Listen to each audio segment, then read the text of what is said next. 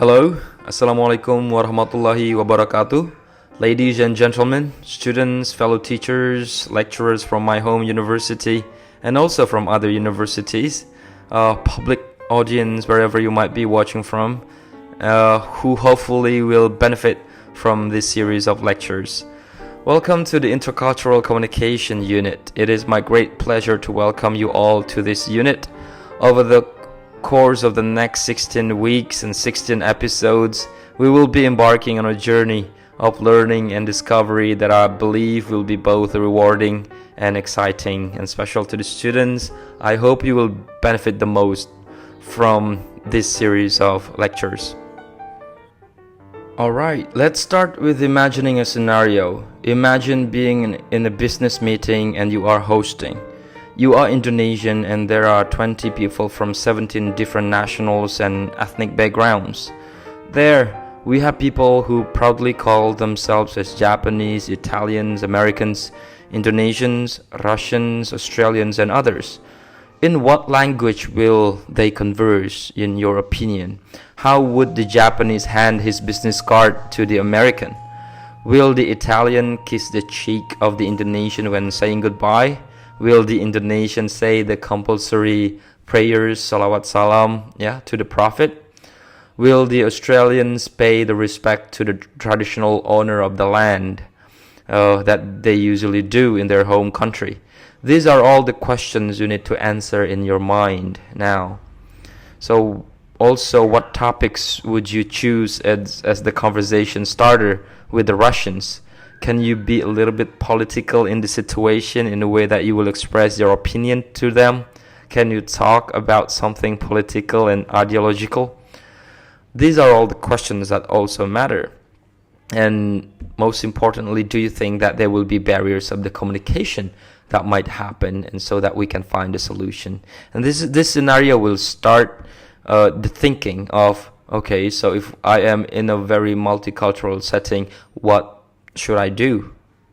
What problems will arise and how I can solve them? That's the question. Now, anything we do in educational setting, like what we are doing right now, is aimed at improving the quality of life. And intercultural communication can be an important tool in addressing the global problem we are all facing. The ability to communicate effectively across cultural boundaries is critical for solving complex problems like the global issues such as environmental problems, poverty, war, and conflict resolution. Now, these global problems need global solutions through the global collaboration. Intercultural communication skill, then, is the art of thinking independently together in order to increase the well-being of the whole world. It is also a tool and a purpose, in a way that we can use the awareness as the tool, but also it takes a massive efforts to get into it, so it becomes a purpose. So we are in a long journey of achieving the intercultural awareness, then using it to achieve the effective communication in order to solve the problems I previously mentioned and other problems as well. In relation to the global problems we talked about earlier, we cannot escape the discussions on Sustainable Development Goals, or SDGs.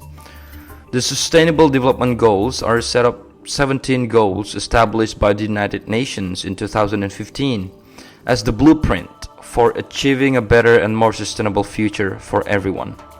The SDGs cover a wide range of areas including the poverty reduction, health, education, gender equality, and environment sustainability.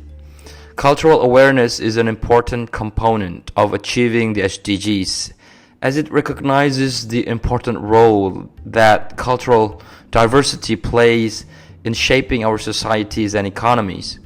By promoting cultural awareness, we can better understand and appreciate the unique strength and contributions of different cultures and leverage these strengths to achieve the SDGs. There are some ways in which cultural awareness can help to achieve the SDGs. First, enhancing the understanding of cultural barriers.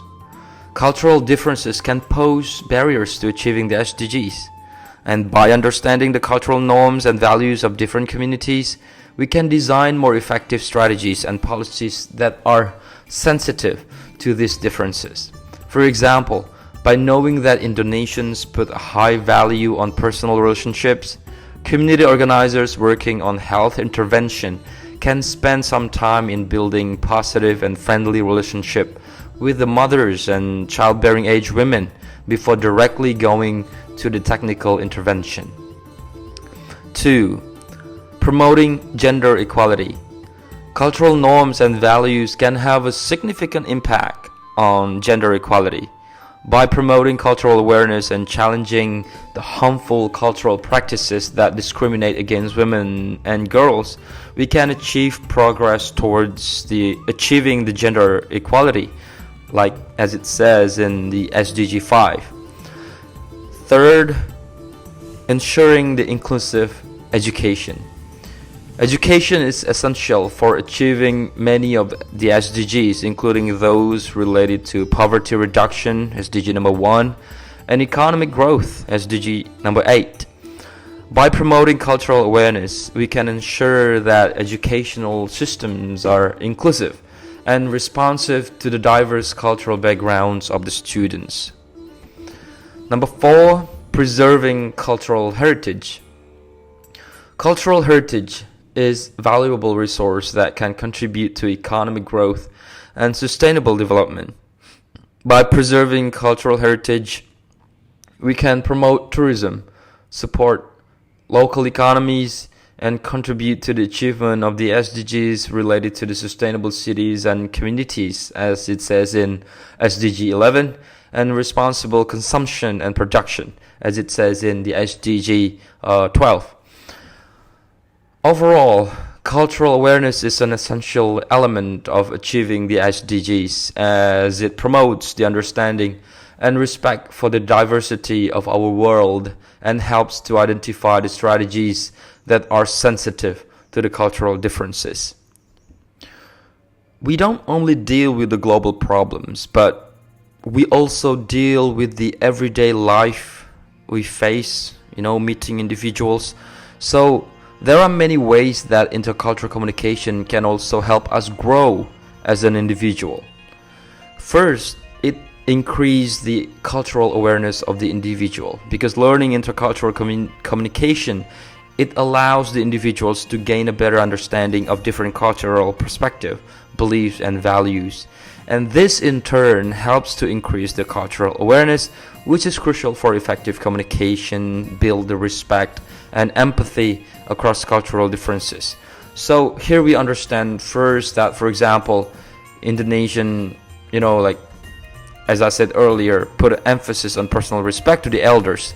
Then we will adjust the ways of our communication accordingly when talking to the elderly.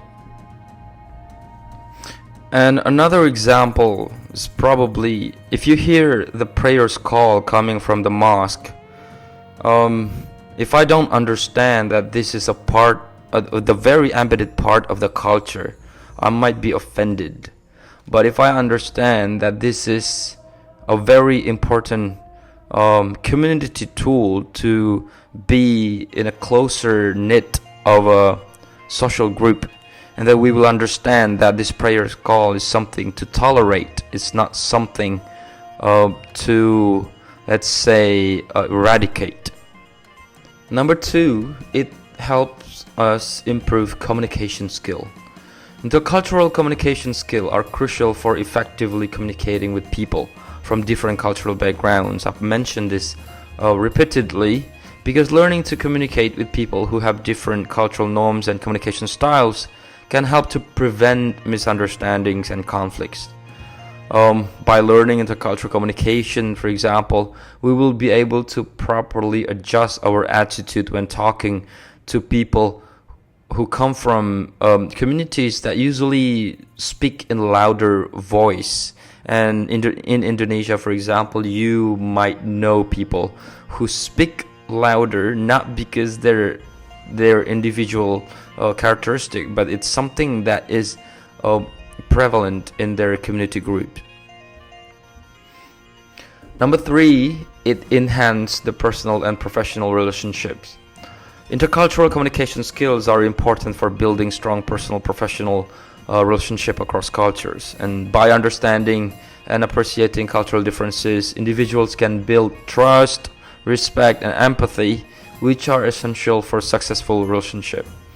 For example, knowing the purpose of greetings can help us foster closer engagement with others in which the greetings are much appreciated. For example, knowing how to bow in Japan will help you build closer friendship with Japanese. Number 4, cultural sensitivity.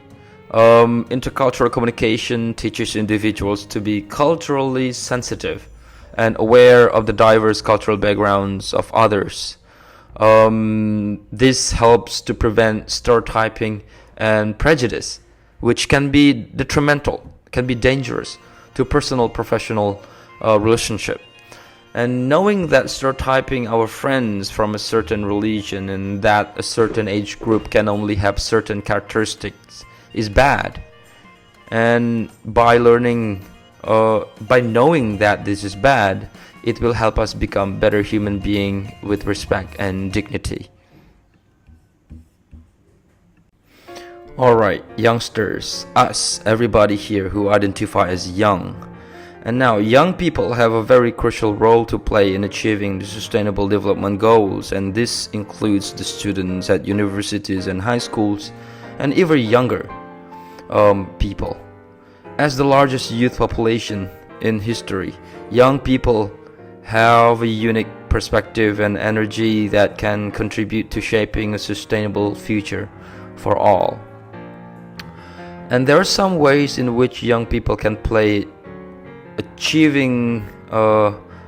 role in achieving the SDGs. The first will be the advocacy and awareness.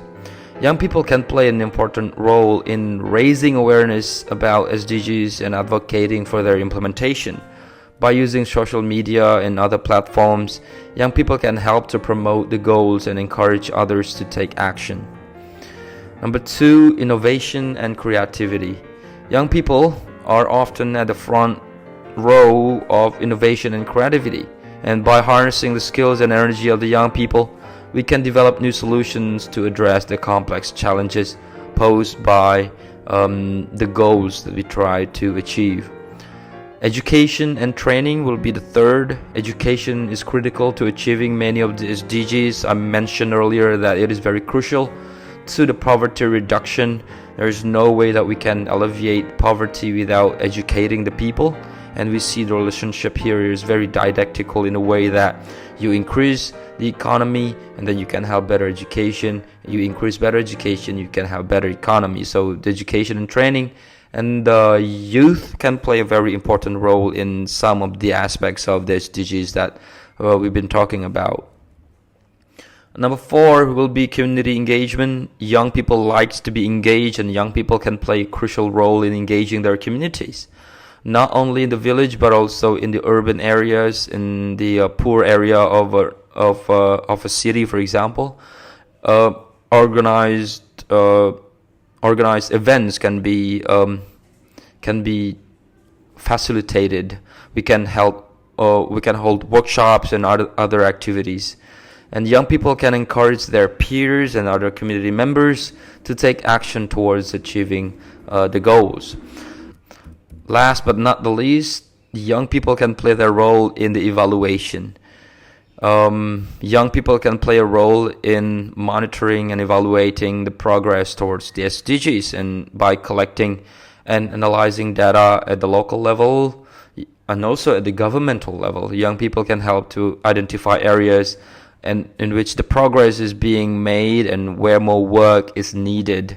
So that's why it is very, very important for the young people to play their roles. For example, here on the slide you see, you can be the learner, knowing how to contribute most effectively, and can be the communicator. We spread the knowledge and ideas by considering the traits of the targeted audience, and also the doer, participating in the professions by considering the harmony in diversity. As we do it, we collaborate with others. And I think the top role would be the activist, doing the activism, because we voice the critical ideas to make the betterment in life, knowing that in some parts of the society oppressions are happening, and you can play your role in reducing the level of oppressions that are casted upon the marginalized group. And there we have it. We learn English, we learn intercultural communication, and we learn it in the context of the 21st century. And then we have intercultural English communication of the 21st century. I define this as the idea of an act of using spoken, written, and multimodal English to communicate ideas in culturally different and diverse contexts for the purpose of increasing the well-being and benefits for everyone. In the lights of the challenges that we are now facing, one thing that we need is communication. And by learning English in a way that we also learn intercultural communication, we can play our role in making things better for everyone in the aspects and also the goals that I have mentioned earlier. And there we have it, the intercultural communication. It is the communication between or among people whose values are shaped by different cultural elements. Here, we have the elements of culture and the elements of communication. So we have the complete elements of the intercultural communication. And for the next meeting, we will discuss in details these elements. But for now, I'm going to close with mentioning the elements that we have in the culture. There's social organization, language, the customs and traditions, religions, arts and literature, the forms of government, and the economic system. We can discuss this in the next meeting. And then we also need to understand the concept of communication. They cover the source, the message, the channel, the receiver, the feedback, the environment, the context, and the interference. And then that's it for now. And I hope that you've got something beneficial from this very first episode of the Intercultural Communication series. See you next time.